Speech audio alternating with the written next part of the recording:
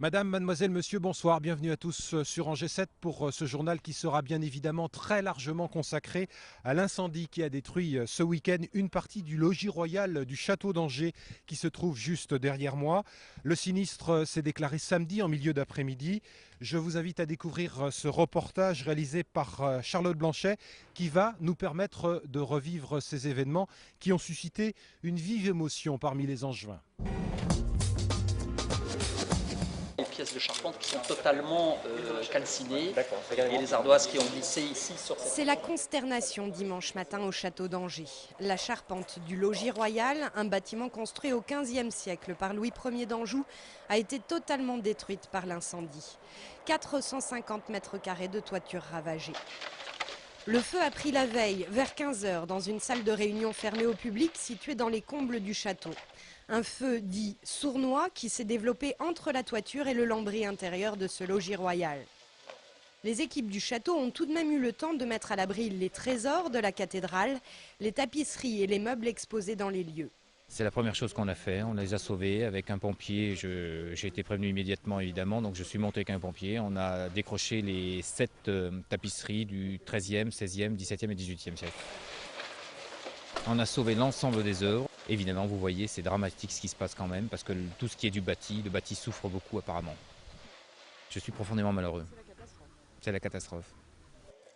Sur place, très vite, les personnalités angevines viennent constater les dégâts. C'est quelque chose d'effroyable parce que c'est une partie du cœur d'Angers qui s'en va en fumée. C'est notre histoire qui quelque part, qui disparaît un peu. Ah oui, c'est pire qu'un choc. Il a fallu plus de 80 pompiers, une quarantaine d'engins pour venir à bout de l'incendie. De gros moyens car l'opération était des plus compliquées, l'accès ne pouvant se faire que par le pont-levis. Les équipes sont restées sur place jusqu'à ce matin. Elles ont travaillé dans des conditions difficiles et tout le monde peut être fier de l'action qui a été menée. Une enquête de la police scientifique permettra de découvrir si c'est bien un court-circuit dans un radiateur électrique qui est à l'origine du sinistre. En attendant, dès hier matin, la ministre de la Culture, Christine Albanel, et Roselyne Bachelot, ministre angevine, se pressaient au chevet du château, souhaitant toutes les deux s'assurer que les précieuses tapisseries étaient en sécurité dans les réserves de la galerie des Tentures de l'Apocalypse. Une réunion de crise était également organisée avec l'architecte en chef des monuments historiques pour commencer à préparer la restauration de cette propriété de l'État. Avant toute chose, il faudra évaluer l'impact de l'intervention des pompiers sur les murs du logis, celui de la chaleur, de l'eau déversée, puis du gel qui a suivi. Il faudra qu'on diagnostique l'état de la pierre, s'il n'y a pas eu des fissures dans la pierre, des désordres dans ces pierres. Et c'est ce travail-là qui va permettre ensuite de définir exactement le programme de restauration qui sera nécessaire.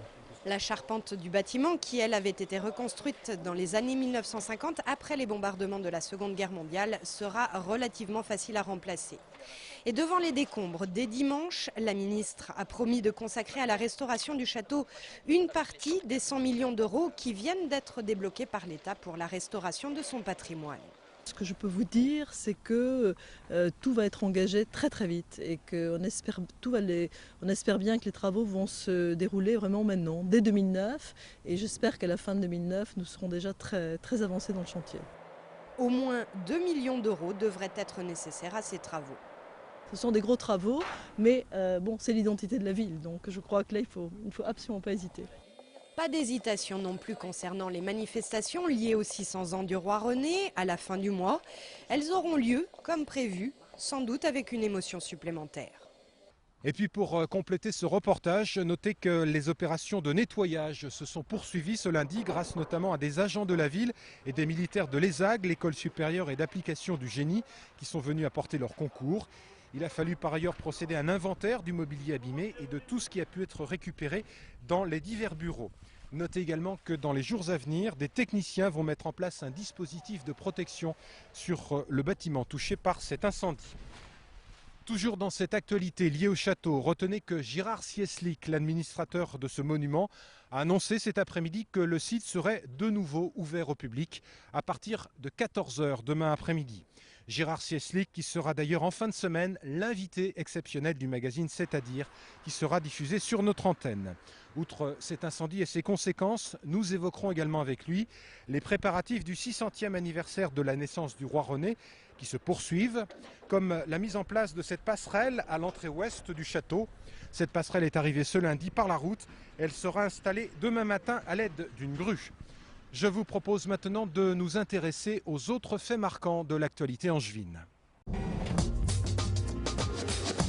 Le train pour Paris, le TGV qui doit passer ici à 6h05, a heurté un cheval à la hauteur de Lingrande-sur-Loire. Et du coup, ça a bloqué les circulations entre Angers et Nantes. Cet incident a entraîné de nombreux retards sur l'ensemble des trains et TGV passant par Angers. Les voyageurs ont dû prendre leur mal en patience, surtout pour ceux qui se déplaçaient pour raisons professionnelles.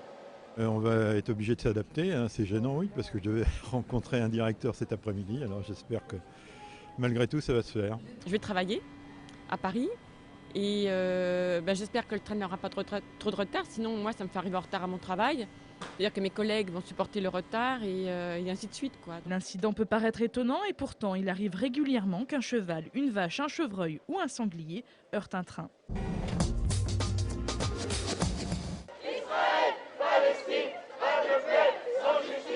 Près d'un millier de manifestants pour la paix en Palestine se sont donné rendez-vous place du Ralliement à Angers samedi. Dans la foule, de nombreux drapeaux palestiniens et des banderoles réclamant l'arrêt immédiat des combats. Israël a lancé depuis fin décembre une offensive sur la bande de Gaza. Une offensive qui a fait plus de 800 morts côté palestinien. Les associations présentes samedi sont inquiètes. Elles craignent une escalade de la violence. Le conflit peut parfaitement s'étendre et dégénérer. Il y a des risques d'extension à toute la région. On se demande s'il n'y a pas derrière aussi des plans israéliens d'attaque contre l'Iran dans la période actuelle, c'est-à-dire avant même la mise en place de la nouvelle administration américaine. Donc la situation effectivement est extrêmement grave. Les manifestants se sont rendus jusqu'à la préfecture où une délégation a été reçue.